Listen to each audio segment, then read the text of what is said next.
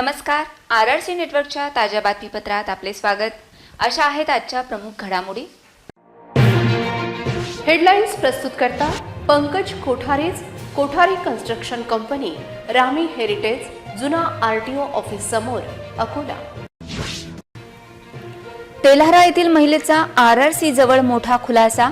अमरावतीच्या कथेत पंडित प्रदीप मिश्रा पत्र वाचनावरून झाला होता मोठा वाद. मालमत्तांचे पुनर्मूल्यांकन होत नसल्याची ओरड कायम अखेर. स्वाती इंडस्ट्रीजला महापालिका जाब विचारणार. जम्पिंग प्रमोशन विरोधात नागपुरात आंदोलन करणे भोवले. इंग्रजीची सुट्टी मंजूर नसल्याने आयुक्तांनी केले निलंबित. जिल्हा परिषद कर्मचारी अधिकाऱ्यांचा लेट लथीफ कारभार. प्रशासन व सत्ता पक्षाचा वचक नसल्याचे चित्र. आजपासून थंडीचा जोर ओसरणार. अकोल्याच्या किमान व कमाल तापमानात वाढ अपेक्षित. आता सविस्तर बातम्या. पंडित प्रदीप मिश्रा यांच्या अमरावती येथील कथेत वाचलेल्या पत्रावरून नवा वाद सुरू असताना पहिल्यांदाच तेल्हारा येथील अर्चना श्रीवास या RRC नेटवर्कच्या कॅमेऱ्यासमोर येत त्यांनी मोठा खुलासा केला आहे. त्यांनी हा खुलासा करताना यात पंडित प्रदीप मिश्रा यांची कुठलीही चूक नसून अर्चना यांनी पत्रात चुकीने गर्भपिशवी काढल्याचा उल्लेख केला आणि तो पंडितजी यांनी वाचल्याने सत्य जगासमोर मांडले आहे. RRC रिपोर्टर मुकेश ढोके यांचा विशेष वृत्तांत. एक पत्र अभी हमने पढ़ा, उसमें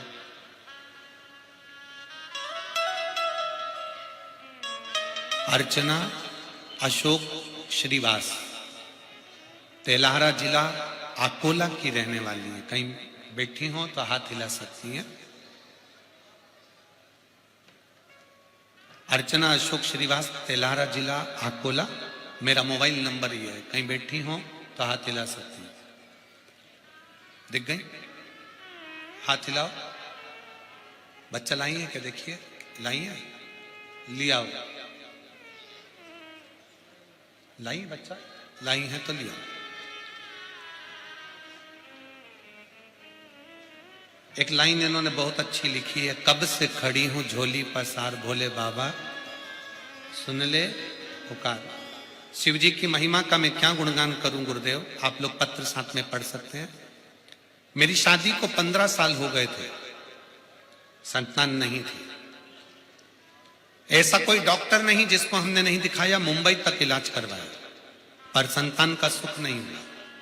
पहली बार आपकी कथा 2022 में मई के महीने में श्रवण करें. हम बाबा का क्या गुणगान करें गुरुदेव. 2022 में जब कथा सुनना प्रारंभ करी तो पहली बार सफेद आंकड़े की जड़ का प्रयोग करा. 15 साल से औलाद नहीं थी. सफेद आंकड़े की जड़ का प्रयोग करा. प्रयोग करने के बाद गुरुदेव मेरे पेट में मुझे तकलीफ हुई. हमें लगा कि गर्भ ठहर गया. समय निकला, हम डॉक्टर को दिखाने के लिए गए. उस समय पर मेरे पशुपतिनाथ के व्रत भी चल रहे थे.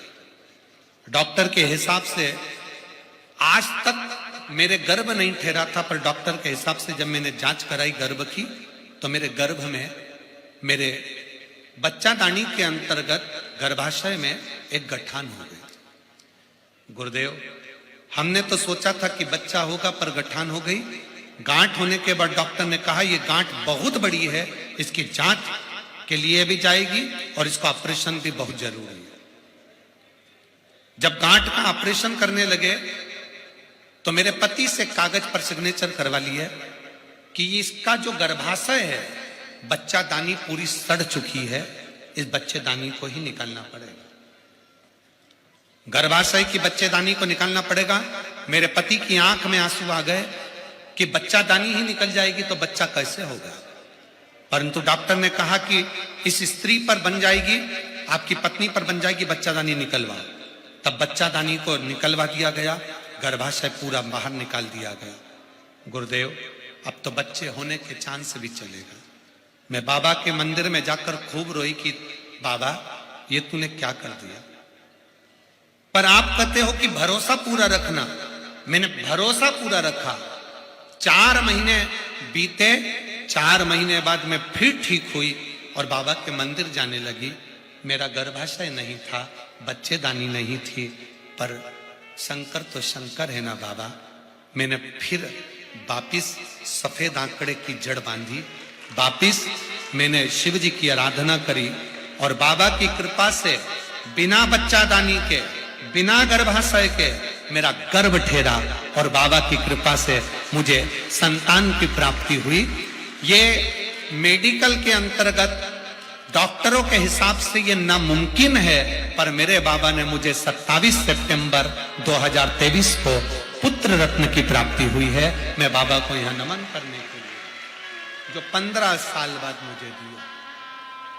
डॉक्टर के हिसाब से गुरुजी, जिसकी बच्चेदानी नहीं रहती, जिसका गर्भाशय नहीं रहता, उसे बच्चा नहीं ठहर सकता।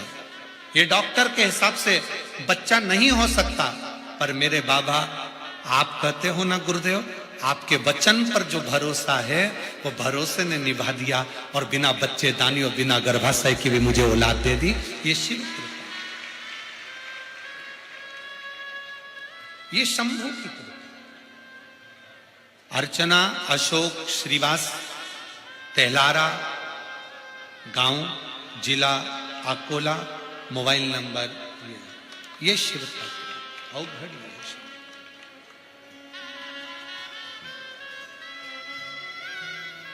सहज नहीं है। तेरी कृपा बिना न हिले एक भी अणु, लेते हैं श्वास तेरी कृपा से करो करो।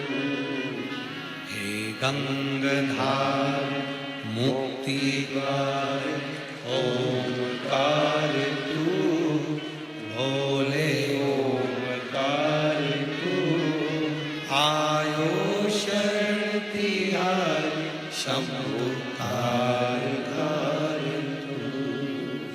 बखान क्या करूं मैं राखों के ढेर का, चपटी भभूत में खजाना कुबेर का।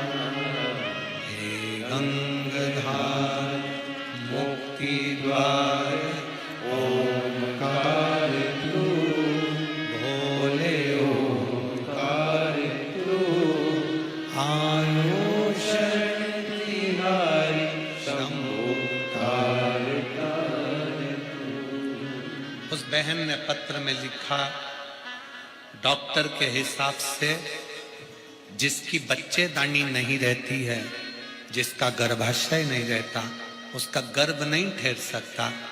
ये आश्चर्य कैसे हो गया, और बाबा ने मुझे पुत्र रत्न की प्राप्ति हुई। 15 साल के बाद अमरावती येथील कथेत पंडित प्रदीप मिश्रा यांनी महिलेने पाठविलेले पत्र वाचले। त्यात त्यांची काही चूक नव्हती।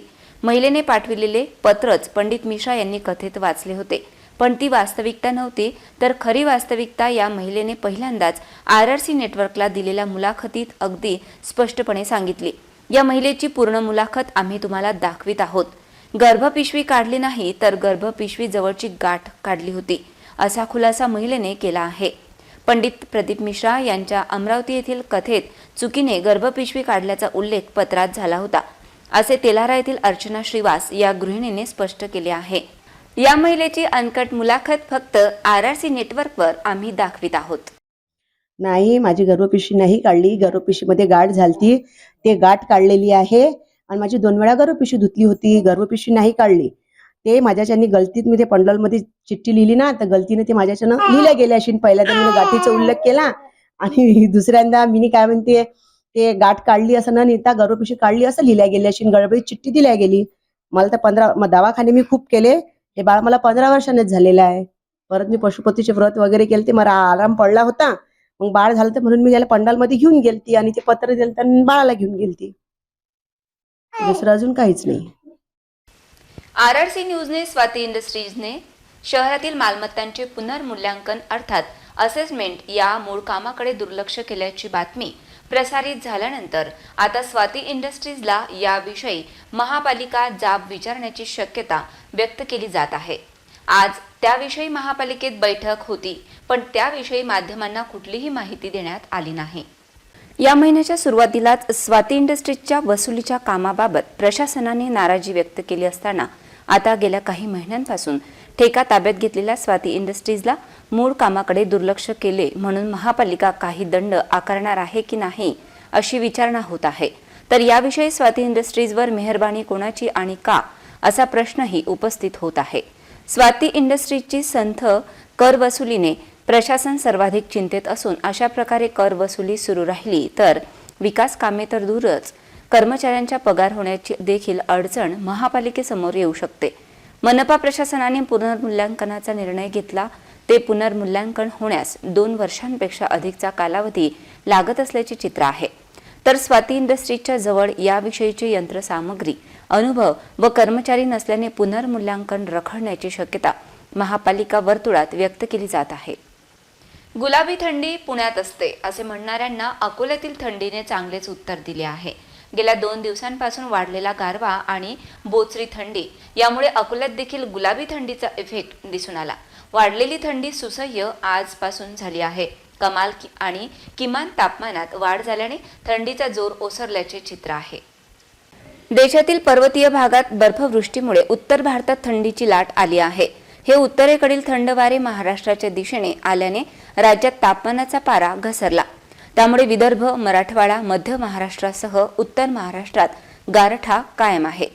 विदर्भासह राज्यात गारठा कायम राहण्याची शक्यता हवामान विभागाने वर्तविली होती. तर राज्यात नाताळनंतर काही दिवस तापमानात वाढ होण्याची शक्यता आहे. मात्र त्यानंतर पुन्हा तापमानात घट होईल. त्यामुळे नाताळानंतर थंडीत आणखी वाढ होण्याची शक्यता आहे. शुक्रवारी किमान तापमानात वाढ होत ते 14.6 अंशावर गेल्याने थंडी कमी झाली होती. त्याचबरोबर जिल्ह्याचे सरासरी कमाल तापमानात देखील मोठा बदल होत ते गुरुवारी 30 अंश सेल्सिअसवर गेल्याने थंडीचा कडाका कमी झाल्याचे चित्र होते. डिसेंबर महिन्याच्या दुसऱ्या आठवड्यापर्यंत जिल्ह्यात थंडीचा कडाका जाणवत नव्हता. त्यामुळे रब्बी हंगामातील पिकांवर मोठ्या प्रमाणात परिणाम होण्याची शक्यता व्यक्त करण्यात येत होती. मात्र गेल्या आठवडाभरात जिल्ह्यात तापमानात घट झाली आहे.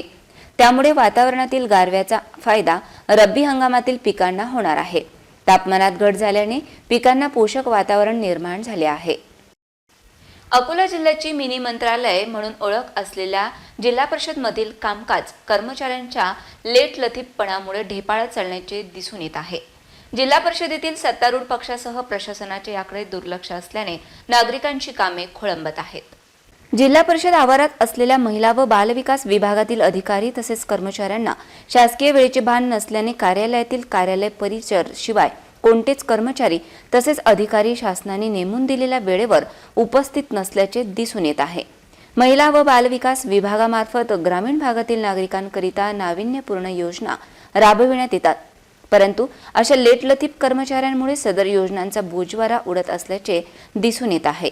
जिल्हा परिषदच्या मुख्य कार्यकारी अधिकारी वैष्णवी बी यांनी याबाबत गांभीर्याने लक्ष देत अशा लेटलतीफ कर्मचारी तसेच अधिकाऱ्यांवर कारवाई करावी अशी मागणी सर्वसामान्य नागरिकांकडून केली जात आहे.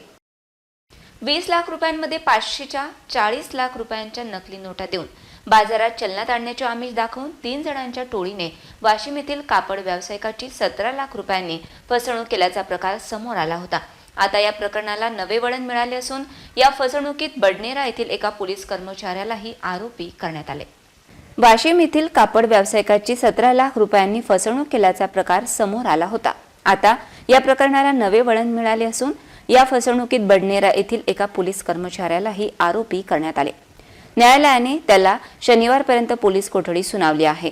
वाशिम येथील संदेश हुकुमचंद डहाळे वय 37 यांना आरोपी रोहित किशोर काळे 25 राहणार नगर परिषद चौक वाशिम, देवराव उर्फ देवा भाऊराव हिवराडे राहणार चितोळा तालुका खामगाव यासह आणखी एका अनोळखी व्यक्तीने 20 लाखात 40 लाखांच्या त्या नोटा बाजारात चलनात आणण्याचे आमिष दाखविले आणि संदेश डहाळे यांच्याकडून 17 लाख रुपये घेऊन आरोपी रोहित किशोर काळे पसार झाला. या प्रकरणाचा रेल्वे पोलिसांनी तपास करून वाशिमच्या रेल्वे स्टेशनवरून 19 डिसेंबर रोजी रोहित काळे याला अटक केली. त्याच्या चौकशीतून बडनेरा येथे कार्यरत सुनील कडू नामक पोलीस कर्मचाऱ्याचे नाव समोर आले। त्याच्या गुन्ह्यात सहभाग असल्याने रेल्वे पोलिसांनी त्याला आरोपी करून न्यायालयात हजर केले। अकोला शहरात सोमवारी मूक बधिराचा राज्यस्तरीय वधूवर परिचय मेळावा व स्नेहसंमेलनाचे आयोजन करण्यात आले आहे। विदर्भात प्रथमच सदर आयोजन होत असून तब्बल 1200 मूकबधीर यामध्ये सहभागी होणार आहेत। सदर मेळाव्याचे उद्घाटन आमदार बच्चू कडू यांच्या हस्ते होणार असून या कार्यक्रमाबाबत अनिल गावंडे यांनी पुढाकार घेतला आहे। राज्यातील मूकबधीर वर्गात सामूहिक सुसंवाद निर्माण होऊन त्यांच्यात सांस्कृतिक व सामाजिक यासाठी महानगरात प्रथमच राज्यस्तरीय मूकबधीर युवक युवती परिचय संमेलन व स्नेहसंमेलनाचे आदान प्रदान व्हावे, त्यांच्या समस्या सुटाव्यात, मूकबधीर उपवर युवक युवतींचे लग्न संबंध जुळून यावेत आयोजन करण्यात आले असून यात राज्यभरातील तब्बल 1200 मूकबधीर सहभागी होणार आहेत। याबाबतची माहिती शुक्रवारी पत्रकार परिषदेत देण्यात आली। स्थानीय शासकीय विश्रामगृहात लोकजागर मंचच्या वतीने शुक्रवारी आयोजित या पत्रकार परिषदेत या एक दिवसीय राज्यस्तरीय संमेलनाची माहिती देण्यात आली। यावेळी आयोजक पंकज जायले, ॲडव्होकेट सुधाकर खुमकर, आयोजन समितीचे अमोल देशमुख, गुणवंत महल्ले, अभय मुळे, अश्विन कट्टा, मुजमिल खान, किशोर देशमुख इत्यादी उपस्थित होते। सोमवार दिनांक 25 डिसेंबर रोजी कर्मचारी भवनात हे मूकबधीर परिचय संमेलन आयोजित करण्यात आले आहे। यामध्ये सर्व जाती धर्मातील मूकबधीर बांधव मोठ्या संख्येने सहभागी होणार आहेत। लोकजागर मंचचे संस्थापक तथा प्रहार जनशक्ती पक्षाचे प्रदेशाध्यक्ष अनिल भाऊ गावंडे यांच्या पुढाकाराने त्यांच्याच अध्यक्षतेत आयोजित या सोहळ्याचे उद्घाटन जिल्ह्याचे माजी पालकमंत्री तथा राज्याच्या दिव्यांग कल्याण विभागाचे अध्यक्ष आमदार बच्चूभाऊ कडू हे करणार आहेत। लोकजागर मंचच्या वतीने सोमवार दिनांक 25 डिसेंबर रोजी अकोल्यात आकाशवाणी समोरील जिल्हा परिषद कर्मचारी भवनमध्ये राज्यस्तरीय सर्वधर्मीय मूकबधीर उपवधूवर परिचय मेळावा आणि स्नेहमिलन सोहळ्याचं आयोजन केलेलं आहे। या सोहळ्यासाठी राज्याचे दिव्यांग विभागाचे अध्यक्ष अकोला जिल्ह्याचे माजी पालकमंत्री बच्चूभाऊ कडू उद्घाटक म्हणून उपस्थित राहतील, तर लोकजागर मंचचे अध्यक्ष अनिल भाऊ गावंडे यांच्या अध्यक्षतेखाली हा सोहळा पार पडणार आहे। राज्यभरातील जवळपास 500 मूकबधिरांनी आतापर्यंत यासाठी नोंदणी केली असून अद्यापही नोंदणी सुरू आहे आणि तिथेसुद्धा वेळेवर येणाऱ्यांची नोंदणी केली जाईल। आपल्या परिचयातील, आपल्या नात्यातील किंवा आपल्या गावातील परिसरातील कोणी मूकबधीर असतील तर त्यांना अवश्य ही बाब सांगा, जेणेकरून ते या मेळाव्यात सहभागी होतील। उपवर वधू परिचय मेळाव्याबरोबरच राज्याच्या दिव्यांगांसाठी काय योजना आहेत, राज्य सरकारकडून त्यांच्यासाठी काय सोयीसुविधा पुरवण्यात येतात याबद्दलचं मंथनसुद्धा या मेळाव्यामध्ये होणार आहे। आपणा सर्वांना विनंती आहे की या मेळाव्यामध्ये मोठ्या संख्येने सहभागी व्हा। खरीप हंगामात शेतकरी त्रस्त असताना रब्बी हंगामात शेतात हरभरा चांगला आला, पण कॅनॉलचे पाणी आत आल्याने शेतकऱ्यांचे पूर्ण पीक नष्ट झाले। अकोला शहराजवळ असलेल्या हरभऱ्याच्या शेतात कॅनॉलचे पाणी आल्याने हरभरा पिकाचे नुकसान झाल्याचे चित्र आहे। अकोला शहरापासून काही अंतरावर असलेल्या धनंजय वानखडे यांच्या शेतामध्ये आज सकाळी कॅनॉलचे पाणी आल्याने 3 एकरातील हरभरा खराब झाला, तर कालच 10,000 रुपये खर्च करून फवारा केला होता, तर आज सकाळी शेतामध्ये कॅनॉलचे मोठ्या प्रमाणात पाणी आल्याने हरभरा पिकाचे मोठे नुकसान झाले असून गेल्या 10 वर्षांमध्ये या कॅनॉलला पाणी नव्हते, पण आज सकाळी अचानक पाणी आल्याने शेतकऱ्यांची तारांबळ उडाली असून आता हे नुकसान कोण भरून देईल असा प्रश्न शेतकऱ्यांसमोर पडला आहे। अचानक कॅनॉलमध्ये पाणी कसे आले त्याची कुठलीही पूर्वसूचना देण्यात आली नव्हती। असे असताना शेतकऱ्याचे झालेल्या नुकसानाची भरपाई कोण करेल अशी विचारणा आता होत आहे। हे जे तुम्हाला माझ्या मागं जे नुकसान दिसत आहे पाण्याचं, हे पाणी नैसर्गिक आपत्तीने नाही आहे, हे वान प्रकल्पांच्या निष्काळजीपणाने आणि त्यांनी त्यांनी केलेल्या या प्रकारामुळे जे माझं नुकसान झालेलं आहे त्यांना जबाबदार हे आहेत। आणि कालच मी याला 10,000चा फवारा मारला, आज माझा हरभरा गाठ्याच्या स्टेजमध्ये आहे साहेब। म्हणजे आता माझं हे पीक 1 महिन्यानंतर मला हे काढणीसाठी होतं, आज माझ्या पूर्ण हरभऱ्याचं खराबा या प्रकल्पाने केलेला आहे। जर हे एवढ्या प्रमाणात पाणी सोडत आहेत तर कमीत कमी यांनी या पाण्याचं व्यवस्थित ते पाणी जात आहे का त्याचं नियोजन करायला पाहिजे। जे आउटलेट सोडत आहेत ते, तर त्यांनी त्याचा विचार करायला पाहिजे होता। एवढी मोठी प्रशासन यंत्रणा आहे, आज इकडे अकोल्यामध्ये जवळपास पावसाळा फार कमी झालेला आहे। ऑक्टोबर ऑगस्टच्या तेवढ्यामध्ये, तर एवढं लाखो गॅलन पाणी हे खराब करत आहेत.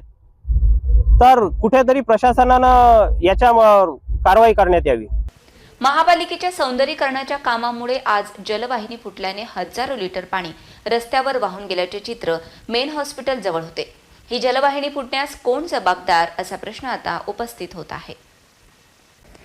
अकोला शहरातील जिल्हा सामान्य रुग्णालय ते जिल्हाधिकारी कार्यालयापर्यंतच्या रस्त्याच्या कडेला महानगरपालिकेतर्फे सौंदर्यीकरणाचे काम सुरू आहे.